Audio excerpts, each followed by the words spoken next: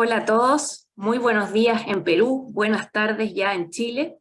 Bienvenidos a un nuevo webcast de la Cámara de Comercio Peruano-Chilena. Una de las principales misiones de la Cámara es informar a nuestros asociados sobre el acontecer nacional, tanto de Perú como de Chile, y de las perspectivas económicas, políticas y sociales de ambos países. Es por eso que para nosotros es fundamental realizar este webcast para entender qué está pasando en Perú y qué debemos esperar para este año. Hoy nos convoca el tema Hacer negocios en Perú hoy, qué tener presente para el 2023. Asimismo, hoy tenemos un extraordinario ponente, referente indiscutido cuando se necesitan opiniones e información sobre las relaciones entre Perú y Chile. Está con nosotros y nos va a presentar el señor Juan Carlos Fischer, empresario ligado al mercado de seguros, banca internacional, informática y construcción, administrador de empresas, MBA, relacionista público y gestor cultural, con más de 35 años de experiencia en empresas aseguradoras y asesoría internacional. En la actualidad preside la Cámara de Comercio Peruano-Chilena, actividad que desarrolla paralelamente a la dirección de sus empresas de corretaje de seguros, consultoría, eventos y sus intereses en firmas de informática, inversión, construcción, desarrollo de energías renovables, recursos humanos y gestión cultural. Condecorado por el Estado chileno con la Orden Bernardo Higgins en el grado de Gran Oficial. Y como les dije, hoy preside la Cámara de Comercio Peruano-Chilena. Muy buenos días, Juan Carlos. Muy buenos días, Marcela. Para mí es un placer, como siempre, estar con ustedes, especialmente en esta coyuntura tan especial y que requiere un análisis definitivamente directo y concreto, en un mundo donde nos estamos manejando por los intereses no siempre los más adecuados para el funcionamiento económico de los países y con representantes mediáticos que no siempre tienen la... ¿cómo poder decirlo? La virtud, digamos, de ser lo suficientemente objetivos. Yo no soy objetivo y se los adelanto. Yo soy un empresario, creo en la libre empresa, creo en la libertad de inversión, creo en lo importante que significa el dar trabajo, el proponer trabajo y contribuir de esa manera al mejor desarrollo de nuestras sociedades. Dicho eso, voy a entrar en materia. Les quería adelantar, yo no quisiera que esto se convirtiera en una conferencia latera llena de cifras, vamos a poner algo de cifras evidentemente, pero sí me interesaría mucho también conocer su opinión. Si ustedes quieren en algún minuto, levantan la mano. Marcela, aquí tengo un equipo técnico para no equivocarme yo, que me van a hacer saber para poder mantener un diálogo. No es nuevo lo que yo voy a contar, lo que sí es desde una perspectiva un poco más concreta. Es definitivo y es un hecho absoluto e innegable que lo que se muestra afuera del Perú no es necesariamente lo que está pasando realmente aquí. Y en ese sentido quiero ser absoluto y completamente enfático. No todo lo que se dice es efectivo.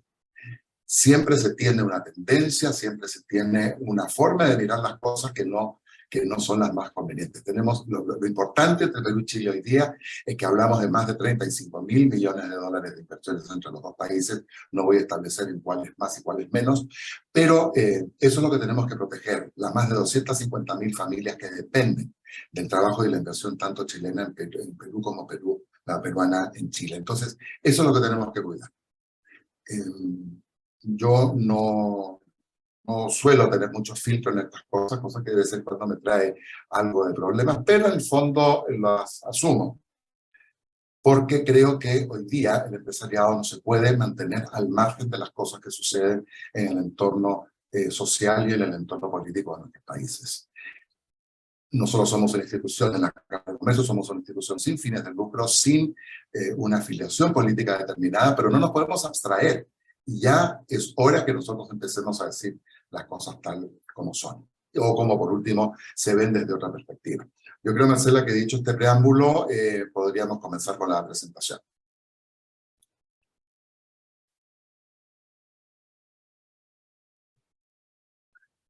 Hasta ahí políticamente correcto. La forma de analizar, dicho sea de paso, quisiera enfatizar en un hecho. La información que nosotros estamos poniendo, que yo estoy poniendo en esta presentación, tiene varios elementos de investigación. Fondo Monetario Internacional, SUNAT, SUNEI, y digamos cifras oficiales que se pueden encontrar en cualquier parte. Hoy día estamos llenos, hay veces que quizás en demasía, de expertos o expertólogos o actualizólogos, pongámosle el nombre que se quiere, que cada uno tiene una visión distinta de lo que está sucediendo. Aquí yo me he nutrido de gente que merece mi confianza, como mi gran amigo César Campos, que es un extraordinario periodista, el economista Roberto Darrigrandi, que estuvo hace no mucho tiempo acá en Lima.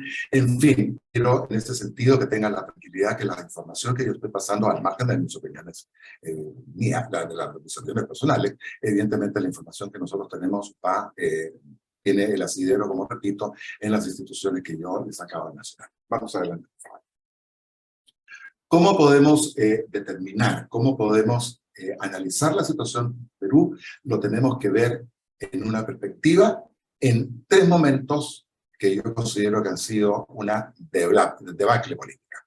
Hace 18 meses, en Perú, los peruanos, todos, nos vimos, porque ustedes saben que también soy peruano,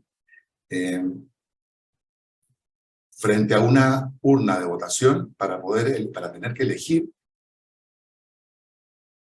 y votar por el mal menor, cosa que se ha vuelto casi endémico en la región. No es que voto por la convicción de que esta persona va a hacer algo bueno, sino voto anti porque ese otro no me gusta y me tengo que ver forzado a votar por tal y cual persona. Eso originó que en la segunda vuelta, en el balotaje que hubo, aquí en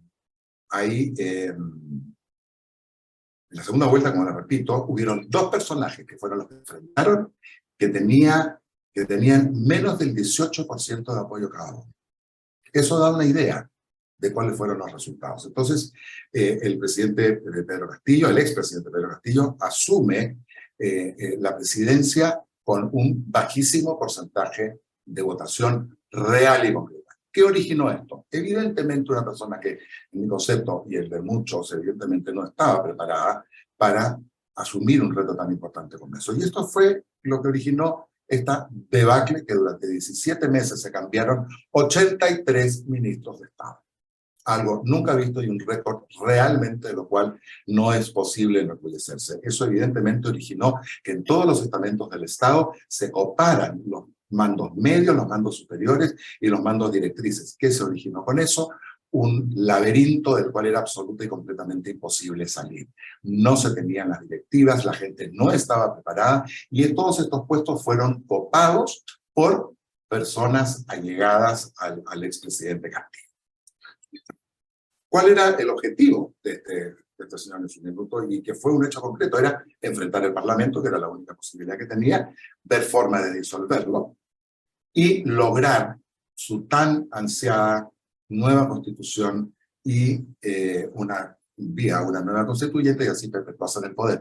Cosa que me imagino que a nuestros oyentes de Chile no les debe llamar la atención, porque, ojo, esto ha sido copy-paste. Ha sido básicamente el mismo tema. Entonces, siguiendo con esta narrativa, un término tan acuñado hoy día en general, el martes 6 de diciembre, el día antes del golpe de Estado, porque lo que se dio en Perú fue un golpe de Estado, el expresidente Castillo se vio colapsado, asfixiado por el entorno directo. No con eso quiero evitar hablar de las responsabilidades que creo que el expresidente tuvo, porque este cuento que el Perú no lo quería porque era un provinciano, porque era humilde, porque era un profesor de escuela, eso no es efectivo. Es una persona que tenía clarísimo cuál era su norte. El expresidente Castillo fue una persona muy ligada a la educación y a las manifestaciones, digamos, a favor de lo que él pensaba que eran los lineamientos que tenía que tomar el gremio de la educación. El presidente Castillo y eso hay que tenerlo claro, perdón, el expresidente Castillo hay que tenerlo meridianamente claro. Es una persona que hoy día está investigada por liderar una organización criminal. No es un preso político, no está en la cárcel por ser humilde, no está en la cárcel porque nació en Chota, ni está en la cárcel porque la oligarquía o el imperio se niegan a aceptar que un provinciano esté en la presidencia. Eso no es efectivo y esa es una narrativa que tenemos que desterrar. Este señor quiso cerrar el Congreso, enfrentar a todos los poderes del Estado, cerrándolos. Y eso se llamó intento de golpe de Estado. Y fue precisamente por las instituciones que se mantuvieron firmes en sus principios para los cuales están destinados, impidieron que esto se realizara. El hecho de que no haya llegado a buen puerto no elimina lo que realmente sucedió, que terminó, bueno, como ya sabemos, preso en la cárcel que le corresponde como expresidente, que dicho sea de paso, está muy lejos de ser una cueva subterránea donde está incomunicado. Eso no es efectivo, eso no es así.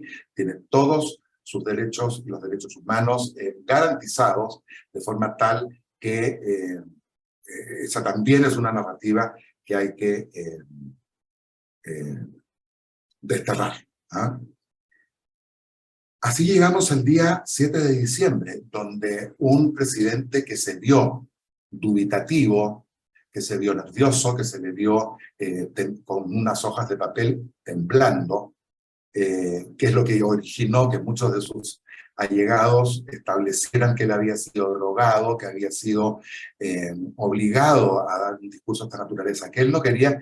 Esa teoría se vino al suelo a raíz de las investigaciones y de las pruebas fehacientes que se han emitido en los últimos meses, en los cuales se veía a un hombre que dirigió ese discurso, que dirigió todo su entorno previo al discurso, o sea que aquí no había ninguna situación que pudiera desligarse de lo que realmente fue, que fue una intentona de golpe de Estado.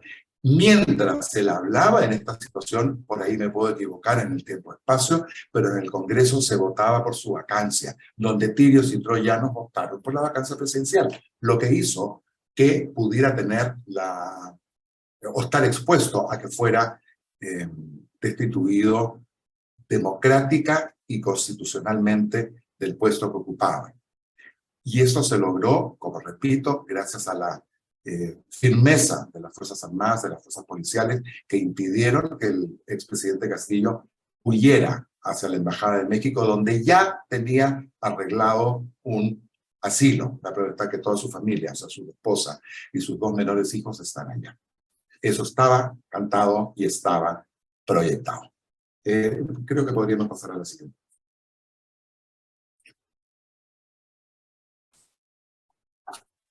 ¿Qué pasó el 7 de diciembre? Lo que ustedes están viendo en la fotografía del expresidente, donde claramente se ve la sensación que se tenía que el presidente tenía interés en instalar un gobierno de excepción. En el otro diario se ve a su casa. He querido poner los dos. A ver, bajo ninguna circunstancia se trata de establecer un tono distinto que el que yo quiero darle. En el fondo estoy poniendo la seriedad de la situación con respecto a una primera plana de un periódico, la siguiente por favor, de un periódico que pudo decir lo que sucedió realmente en esa oportunidad. Ante el golpe de Estado, el expresidente Castillo fue detenido y vacado por el Congreso en estricto apego a la sucesión establecida en la Constitución del Perú. Eso no resiste análisis, no fue de ninguna otra manera de lo que sucedió en ese instante. Luego de esto, es evidente que grupos en algunas zonas alzaron su voz de protesta por lo que consideraban era un atropello hacia su líder y se dieron hechos luctuosos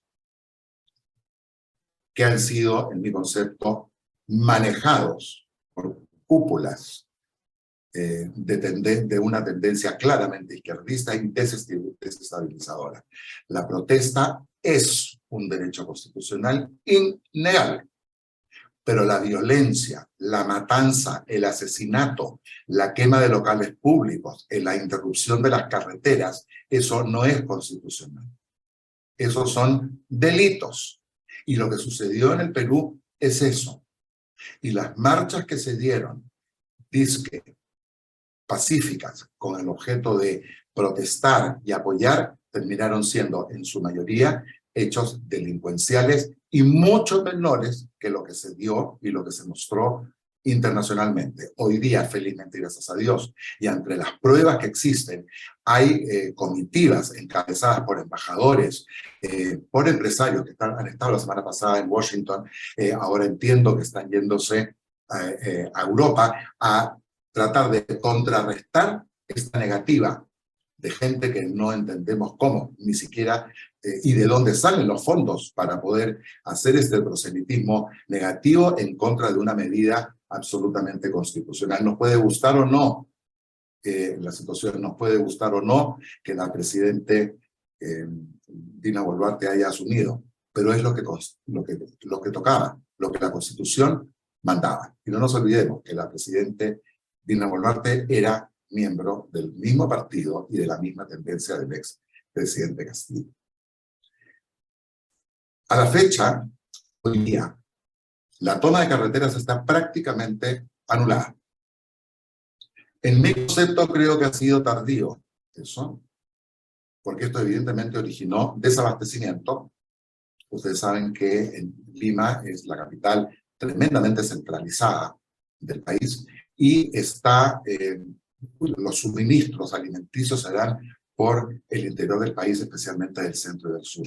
Es efectivamente ahí donde esta gavilla de delincuentes interrumpieron las carreteras, viendo, y la gente que vive acá en Perú ha sido testigo de excepción, de ver cómo filas de camiones y camiones y camiones repletos de alimentos se podrían simple y llanamente porque no podían avanzar por esta toma de carreteras. Eso no es constitucional. Eso es un delito. Eso es atentar contra la libertad de libre circulación. Eso felizmente, y gracias a una decidida acción de las Fuerzas Armadas y de la presidenta Boluarte, que en mi concepto lo debió hacer antes y creo que con más fuerza, hoy día esa situación tiende a normalizarse. Hay grupos, evidentemente, que insisten en esto, pero cada vez es menos. Se han desinflado. Nunca hubieron marchas masivas. Eso no se ha dado. Y si salen fotografías, ustedes saben que hoy día el Photoshop haría hasta que yo me vea con el pelo negro y quizás hasta buen mozo. Pero eso no es la realidad. La realidad han sido grupúsculos manejados por intereses subalternos. No quiero decir con eso que no hayan habido protestas. Las han habido y lamentablemente con un resultado terrible que son, entiendo que son cerca de 70 los muertos por eso. Pero no son asesinados por este gobierno corrupto, este gobierno ilegítimo que ha matado a mansalva a gente. No es así. Son gente que ha ido a protestar, no a protestar, son gente que ha querido, vía violencia, obtener resultados y lamentablemente han terminado perdiendo la vida. Si se hubieran estado en su casa o marchando pacíficamente sin tener ningún tipo de desmán, no hubiera sucedido eso. Eso sucede porque la gente se expone. Y hoy por hoy, como si no estuvieran contentos con estos 70 muertos, hoy día se ve cómo madres utilizan en la sierra específicamente a sus niños en la espalda para hacer un escudo humano frente a las Fuerzas Armadas que están tremendamente limitadas, que porque los derechos humanos, que resulta que no se pueden utilizar las armas que para las cuales están destinados, porque para eso son las fuerzas del orden, son para mantener el orden, no son para enviar circulares o pretender sentarse en una mesa de diálogo a ver cómo se soluciona el tema. La fuerza pública tiene que ser superior a la que no lo es, porque si no, no tiene otro sentido de estar. Revertir el daño económico va a costar mucho trabajo, No les puedo, creo que sería innecesario comentarles lo que significa para áreas como el Cusco, por ejemplo, para centros turísticos neurálgicos en el Perú, cómo se han visto perjudicados por la toma de carreteras, por la toma de trenes, por la inseguridad, que evidentemente hace que el turismo baje. La siguiente lámina.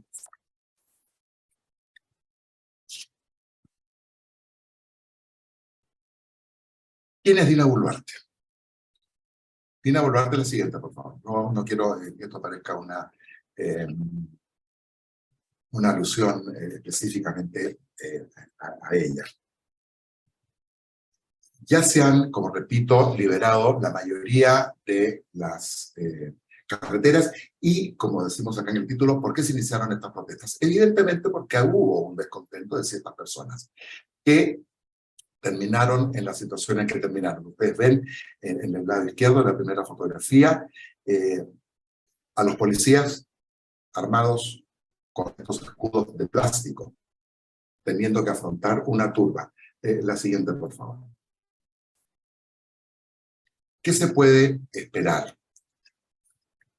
para el 2023? La siguiente. La percepción que se tiene en el empresariado en general es que el riesgo país evidentemente ha aumentado. Eso es un hecho concreto, es algo que no podemos soslayar, es un hecho concreto. Pero las oportunidades que Perú ofrece no han variado. El día de hoy hay incertidumbre, no se sabe lo que puede pasar, pero ya se está ordenando el territorio, se está ordenando el tema, y el gabinete escogido por el presidente Boluarte, básicamente técnico, que ha tenido evidentemente la opinión contraria a varias tendencias, digamos, o a varias voces, que tendría que ser un gabinete más político. En mi humilde opinión, creo que está bien que después del desastre que se tuvo en los últimos 17 meses, hoy día venga gente técnica y que conozca de lo que están hablando. Entonces, después, cuando ya se ordene el tema, creo que ya se podrá pensar en politizar un poco más el gabinete ministerial. Pero por ahora los ministros están trabajando, están ordenando un poco sus oficinas y están tratando de llegar a una, digamos, a la normalización de la situación como corresponde. Las encuestas dan una idea clara del momento. Se habla de las fotografías, las personas que están a favor o las personas que se ven favorecidas por los resultados de las encuestas las consideran mucho, los que están desfavorecidos consideran que no hay que tomarlas en cuenta, y gran político, en mi concepto, uno de los más importantes que dio el mundo, que fue Winston Churchill, él decía que las encuestas, que él no creía en las encuestas, salvo que las hubiera amañado él. Entonces, con eso se da a entender que siempre las encuestas pueden tener algún tipo de manipulación. Yo no voy a entrar en ese terreno, pero las cifras que yo puedo dar con respecto a las encuestas que menciono vienen de las empresas más serias y más fidedignas y confiables que hay. Y dentro de ellas hablamos de un 42,4% de las instituciones financieras y los analistas económicos peruanos que consideran que el crecimiento económico en los próximos meses va a ir definitivamente mejorando. Y se espera que durante el año 2023 el crecimiento del país sea alrededor del 2,3%. El Fondo Monetario Internacional es un poco más cauteloso, pero el Banco Mundial no. Ellos calculan que será del orden del 3%. Eso nos obliga a corroborar y pensar que Dios tiene una especie de sucursal puesta en el Perú, porque es increíble que en medio de todo esto los temas económicos y la percepción del país se mantenga en el camino que se había trazado. Definitivamente, a los 2 días de haberse dado la sucesión constitucional, el 54% de la población estaba pensando que esto ya era para mejor, y que la las expectativas empresariales mejoraron al día siguiente, o a los 2 días del fallido golpe de Estado del expresidente Castillo.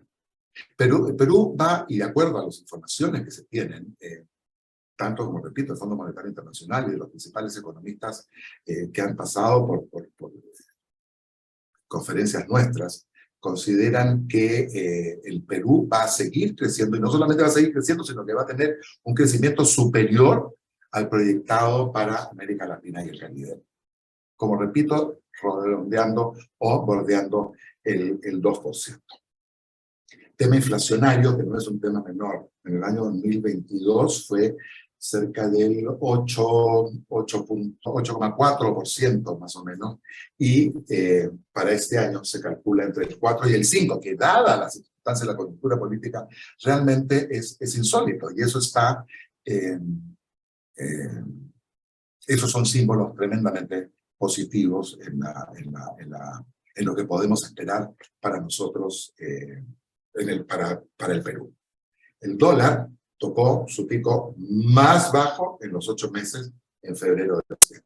Y eso es uno de los factores que permite decir que es una de las mejores monedas, digamos, que se tiene en este minuto en Latinoamérica. Estas son, bueno, me están empezando a saltear, ya me estoy empezando a confundir aquí. Sigamos con la siguiente, por favor. En las perspectivas económicas, tendríamos que ver en el escenario internacional, Perú y Chile sería donde más se elevaría la pobreza en el 2023 respecto de la pandemia. La siguiente, por favor. Sin embargo, hoy día tenemos un escenario optimista post-golpe de Estado. La siguiente.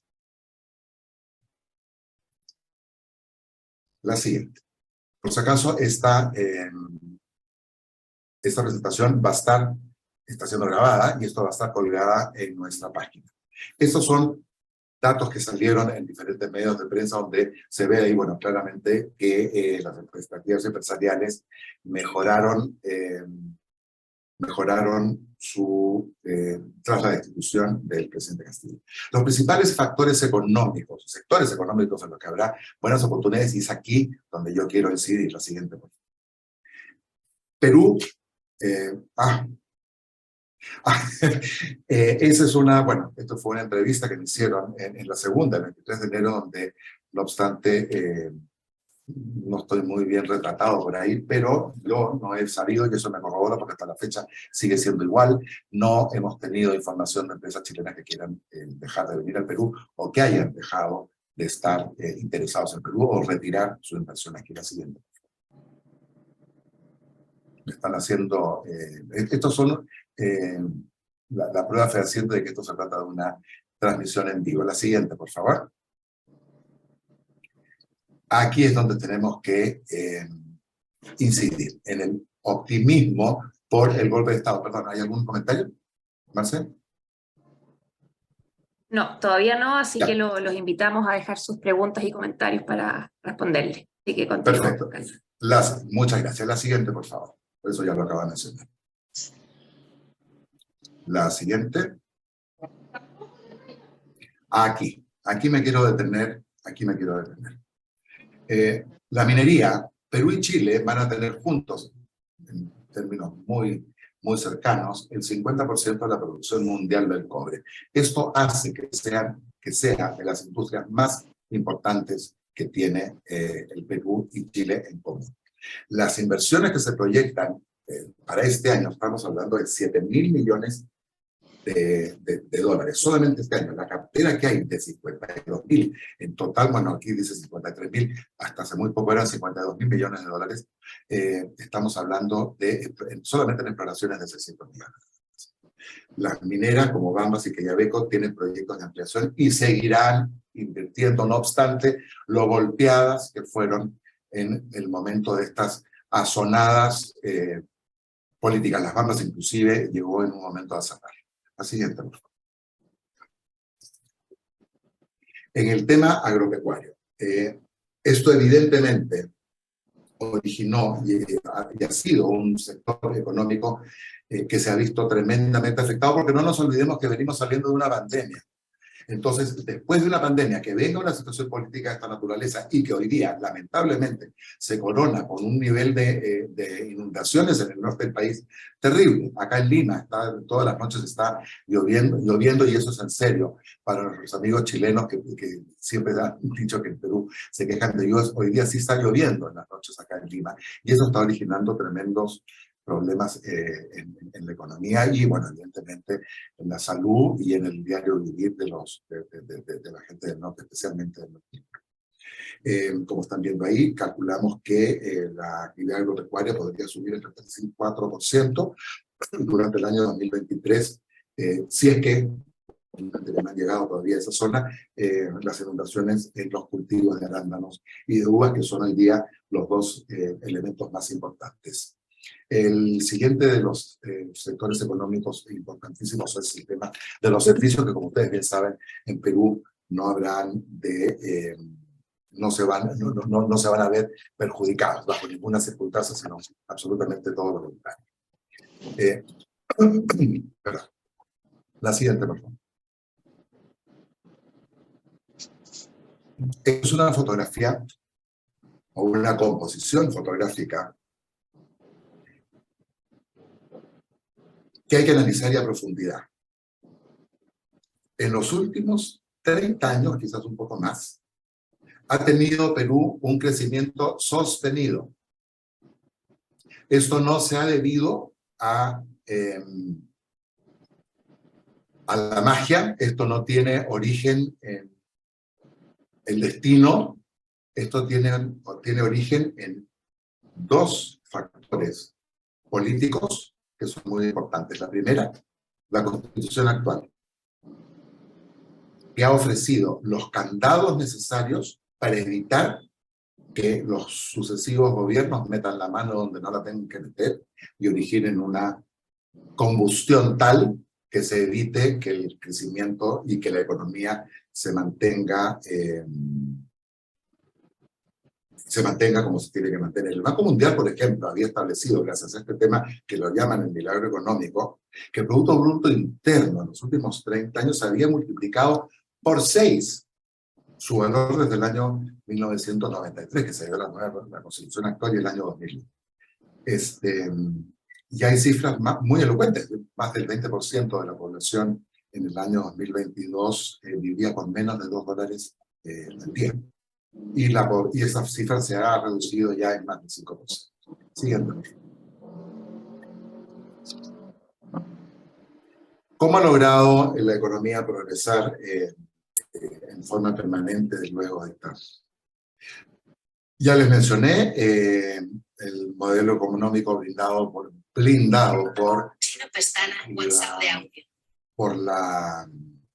la Constitución. Disculpen, pero el teléfono se metió donde no se tenía que meter. Blindado por la Constitución, que impidió, digamos, que ese modelo cambiara. Lo segundo es un Banco Central independiente.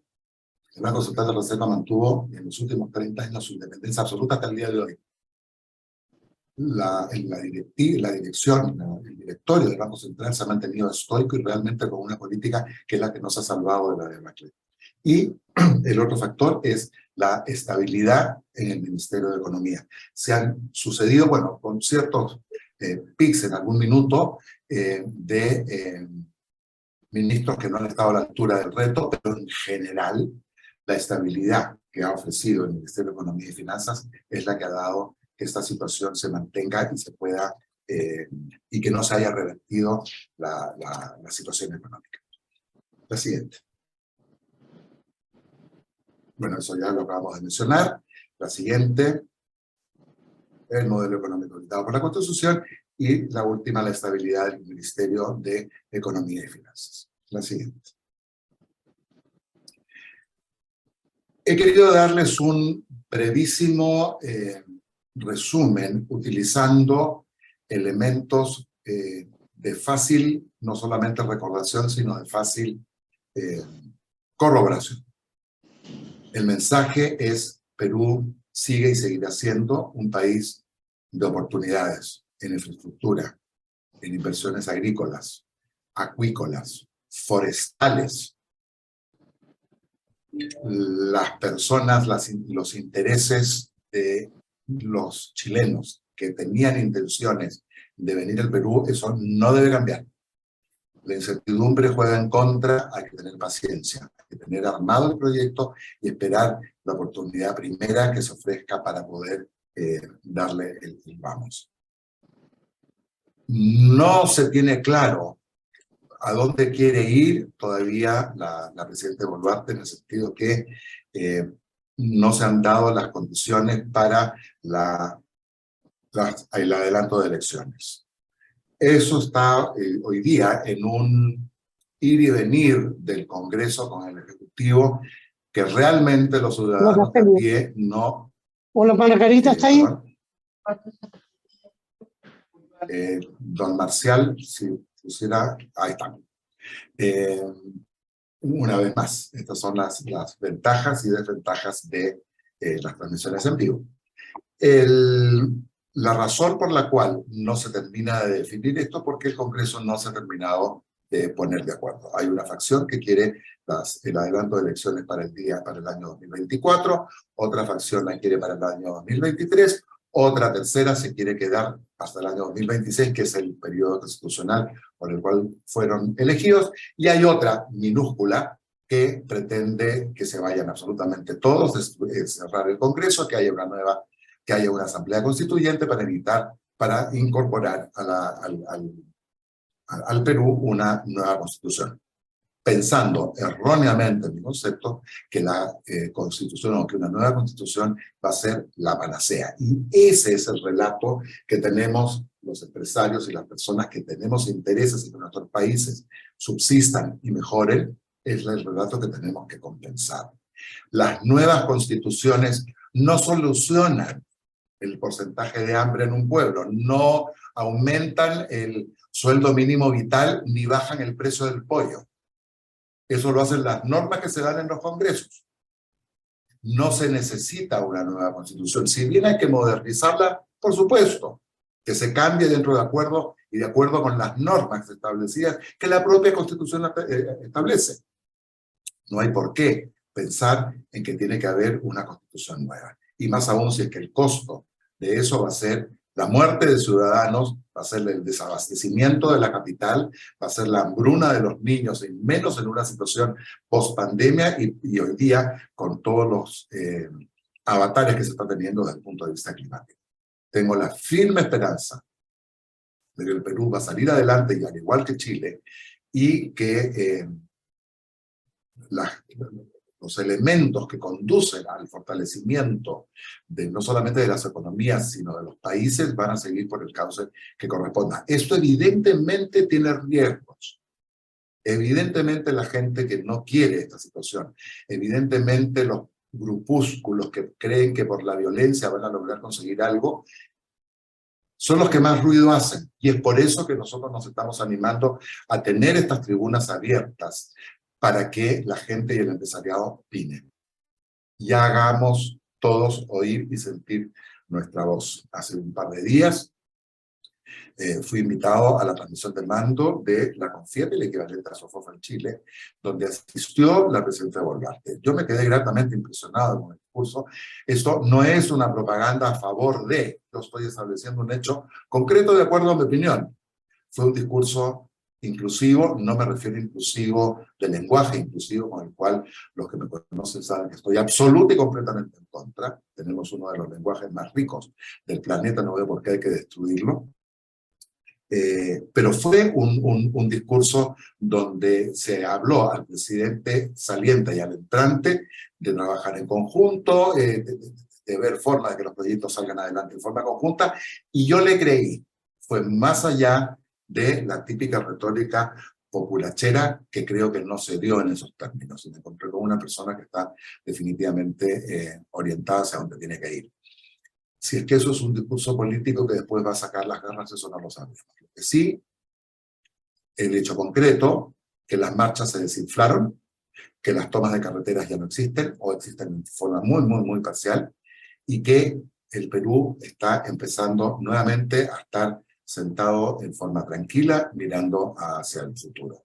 como les repito, no necesariamente la gente tiene que estar de acuerdo conmigo, no necesariamente estos grupos, como repito, que tienen esta dinámica y esta narrativa a ultranza y ultra de clara tendencia izquierdista, puede estar en desacuerdo conmigo. Pero está bien, esa es la fórmula que se escoge. Mi criterio en ese sentido, y como comercio peruano-chilena, nuestra labor principal, al margen de ser una plataforma informativa de estrechamiento entre los lazos comerciales, eso no nos debe impedir el hecho de alzar nuestra voz, o por lo menos ponerla en perspectiva de qué es lo que opinamos como empresarios. Y eso va en todos los ámbitos, porque no solamente son cifras, no solamente son cuadros estadísticos, tenemos que hablar de la cultura que tenemos en común, del arte que tenemos en común, un deporte que podríamos tener en común también, mientras no se hable de fútbol, claro está, pero son demasiados los elementos que tenemos para trabajar en conjunto. Yo creo que por ahí voy dejando esta presentación. Me encantaría, estoy viendo que hay ya algunas personas que han intervenido. No sé, Marcela, si tú pudieras manejar la intervención de algunas personas, alguna pregunta que hubiera por acá. Sí, Juan Carlos, muchas gracias por la presentación, muy clara. Tenemos varias preguntas. Esta Sí. la respondiste al final, igual voy a leerla por si quieres agregar algo. José Domínguez nos pregunta, respecto al tema político, es curioso desde lejos que no se acuerde nada en el Congreso y exista un bloqueo que impide acuerdos respecto a las elecciones u otros temas. ¿No podría eso generar una nueva crisis? ¿Esperan que la presidenta llegue al 2026? Interesantísima pregunta. Creo que tendríamos que consultar a un oráculo, a ver, para decir qué es lo que va a pasar. No lo tengo tan claro. Es inaudito que en el Congreso no se pongan de acuerdo. Pero hay claramente tres tendencias. Dos que son del lado de la derecha, que una pretende tener, o sea, el adelanto, que era el clamor disque mayoritario del Perú, tampoco fue. Hoy día, gracias a la situación, evidentemente hay las encuestas una clara intención o una clara disposición a que se adelanten las elecciones para el año 2024, que eso permitiría que el actual Congreso pudiera dar las reformas necesarias a la Constitución para evitar caer en lo mismo.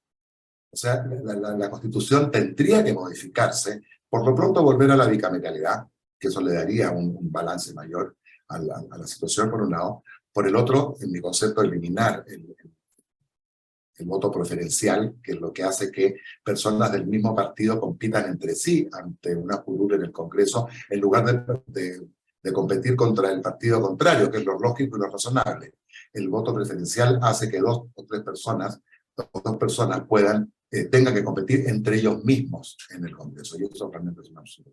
Y lo otro, que es una modificación que yo creo que tendría que darse también, es la eliminación de la reelección parlamentaria. En un inicio se pensó que eso podría ser positivo debido al Congreso siniestro que había en la época del expresidente Vizcarra, investigado también hoy día y probablemente preso en algún tiempo.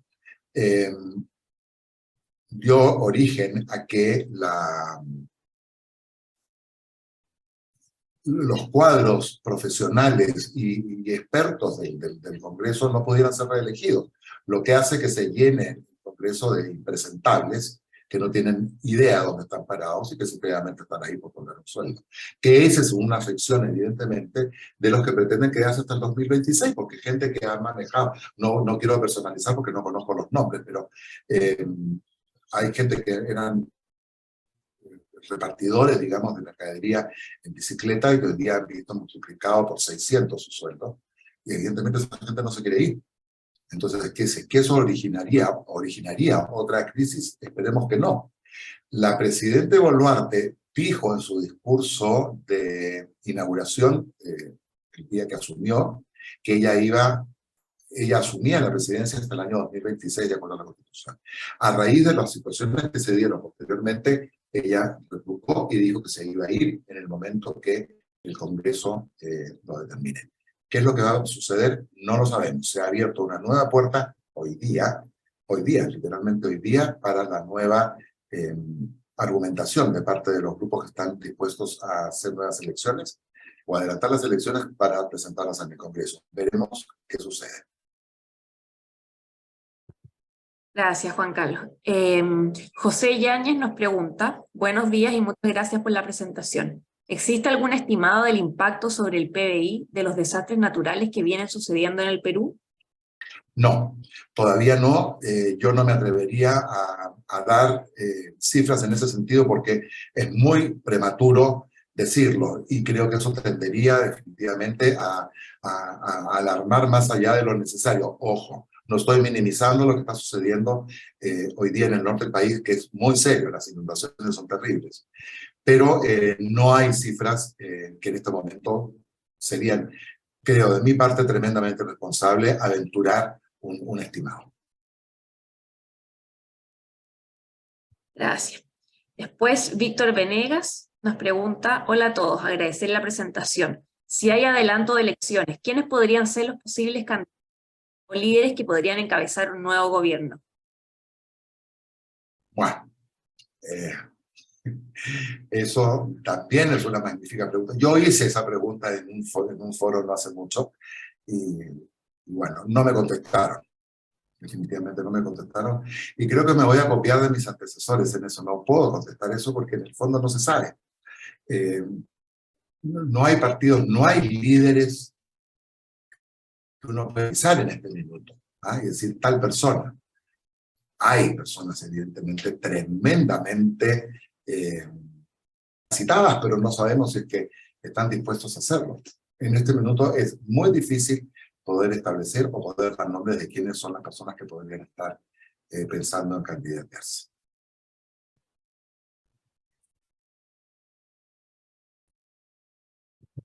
Gracias, Juan Carlos. Juan Carlos dice, ¿reformas tributarias u otros cambios estructurales en el Perú? ¿Perdón?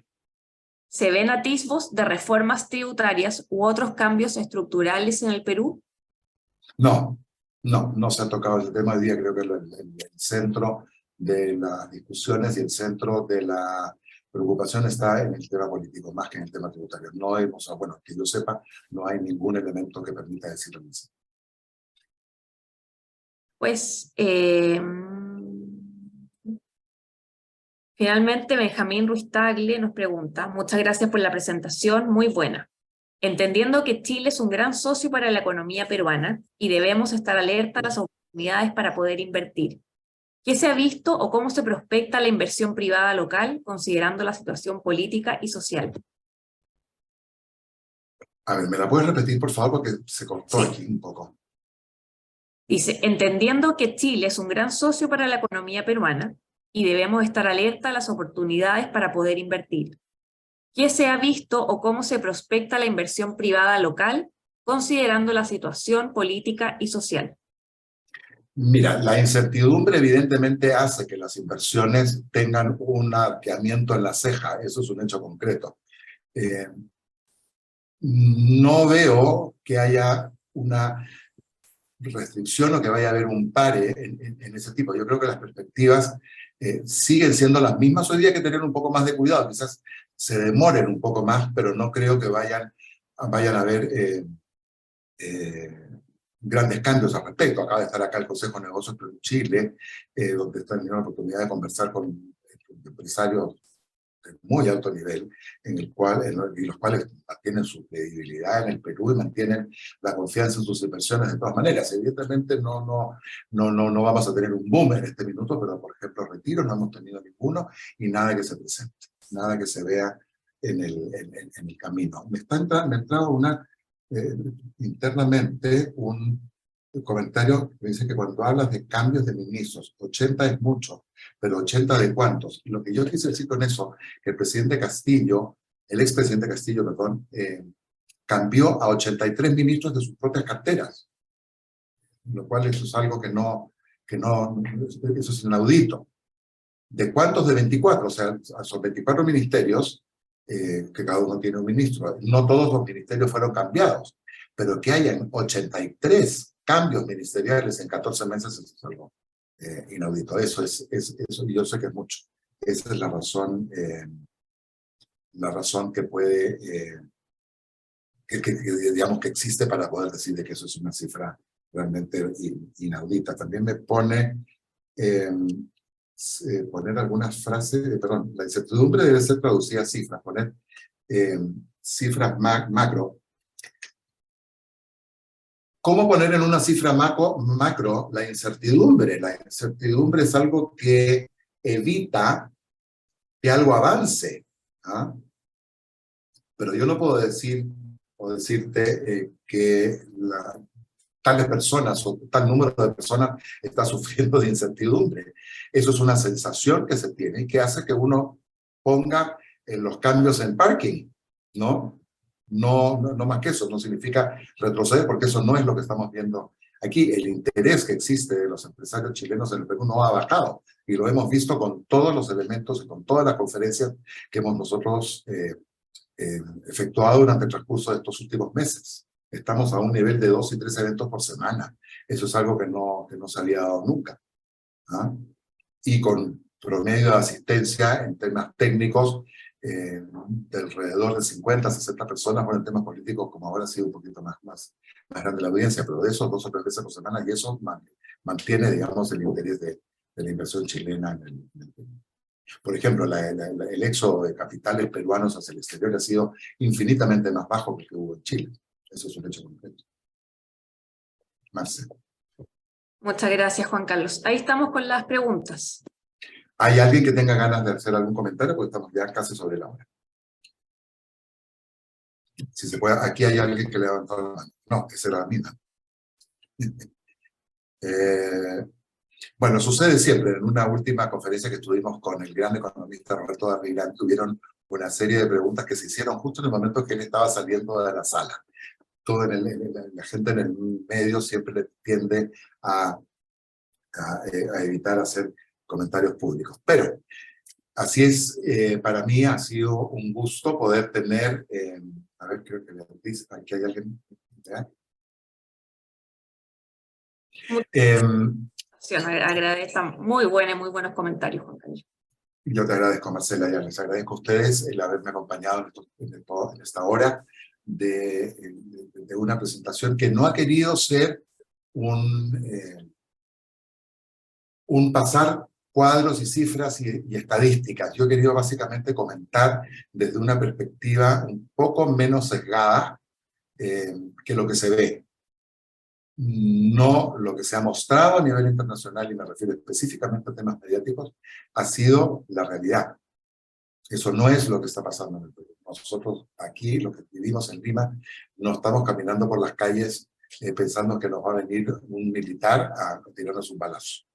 La inseguridad es un tema importante. La delincuencia se está acrecentando en Lima, igual que en Santiago, en Chile en su conjunto, en una forma realmente alarmante. No nos olvidemos que la tendencia de la zona es la misma. Entonces, me refiero a la tendencia política. Y creo que eso es algo que nos tiene que a nosotros poner una voz de alarma. Y es por eso que instituciones o estamentos como este lo que buscan es simple y llanamente decir, señores, no todo lo que parece es y no todo lo que no parece deja de ser. Marcela, creo que ahí tenemos a alguien. Ahí Javier Espinosa también dice, gracias Juan Carlos, desde hace un mes resido en Santiago y lo que mencionas es lo que realmente está pasando en Perú. Bien, pues Javier, me parece fantástico que estés allá y que seas también embajador de Perú en ese sentido, solamente para decir las cosas como son, ¿no? Y que no se tergiversen las realidades y sobre todo que no se permita la victimización a ultranza de un delincuente. Y me refiero a un delincuente porque una persona que comete un crimen es un criminal, una persona que delinque es un delincuente. Y cuando esos dos elementos se conjugan en la primera autoridad del país, reviste, creo yo, una gravedad infinita. Porque eso creo que tiene una responsabilidad muchísimo mayor. Porque el señor expresidente de la República del Perú, Pedro Castillo, tuvo el destino de más de 30 millones de peruanos en sus manos. Y lo que hizo no corresponde. Y no corresponde porque fue ilegal. Y no corresponde porque fue atentar contra la Constitución de la República. Y no corresponde porque tratar de perpetuarse en el poder vía la violencia tampoco corresponde. Y ojalá que nunca lo permitamos, en ningún país, porque eso no corresponde. Eso no es lo que la mayoría de la gente quiere. Y hay que dejarse de encantar por estos cantos de sirena mediáticos y de la prensa, no digo de toda, felizmente no toda, que dice la mayoría, el pueblo quiere. Eso no es cierto. El pueblo lo que quiere, tanto en Chile como en el Perú, me animo sin ningún reparo a decirlo, que lo que quieren es trabajar, quieren vivir en paz, quieren salir de sus casas y saber que no los van a robar. Saber que si es que van a hacer algo al centro de la ciudad van a tener una autoridad que los va a cuidar y no tener que estar caminando entre sendas de carpas y de comida hecha en ese minuto o de suciedad, simplemente de violencia a ultranza, donde uno no sabe si cuando se mete a un metro o va a subirse a un ómnibus en el Perú, va a saber si es que va a poder llegar a destino porque hay una gavilla de delincuentes que a pedrada limpia impiden su tránsito. En esas cosas no podemos permitirlo y no podemos dejar de decir las cosas tal como son, independientemente si sea políticamente correcto o no. Pido desde allá las disculpas necesarias si es que hay alguna persona que se haya sentido violentada por mis comentarios, que en realidad se lo volvería a decir, sin ninguna duda, porque lo que yo pienso en ese sentido es eso. El pueblo tan manoseado, tan utilizado en los discursos populistas, lo que quiere es eso, señores políticos. Lo que quiere es vivir en paz, con tranquilidad, que se aseguren sus ahorros, que no se los roben, que se aseguren sus ingresos y que tengan un bienestar para las generaciones que nos suceden. Tengan todos ustedes muy buenas tardes ya en Perú también. No, en Perú todavía no son. Muy buenos días en Juan Perú. Carlos, nos llegó tenemos una última Sí. pregunta, y ya con esto, Ya. como tú decías, llegan al final, ya con esto cerramos. Es una buena pregunta. Roberto Ibáñez nos dice, tú has comentado que Perú es un país relacional. Para hacer negocios, ¿cuál es tu mejor recomendación? ¿Cómo entrar bien con potenciales clientes? Y ya con eso ya lo dejamos. Bueno, efectivamente Perú es un país relacional, a diferencia de Chile, que es más transaccional. ¿Cuál es la mejor fórmula para poder entrar a Perú? Es teniendo eso claro.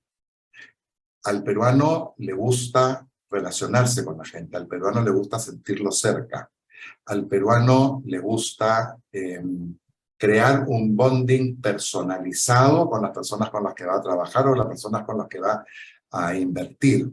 Se siente más en una zona de confort. ¿Ah? Creo que para el chileno que viene a Perú, una de las buenas fórmulas es saber que Perú está orgulloso de sus ancestros, que Perú está orgulloso de su pasado. Y eso es algo que hay que valorar siempre. Al peruano no le gustan las comparaciones, al peruano no le gusta... en realidad las comparaciones son odiosas, siempre. Yo trato de no meterme, Pablo, creo que tú querías hacerle un comentario, ¿te pasó o estabas hablando con él? No. En general, a la gente no le gusta el maltrato. Yo procuro no hablar de fútbol, felizmente, porque no sé, y eso es algo que siempre va a causar distanciamiento. Pero, Roberto, te repito, cuando tú quieres conquistar a una dama, ¿qué es lo que haces?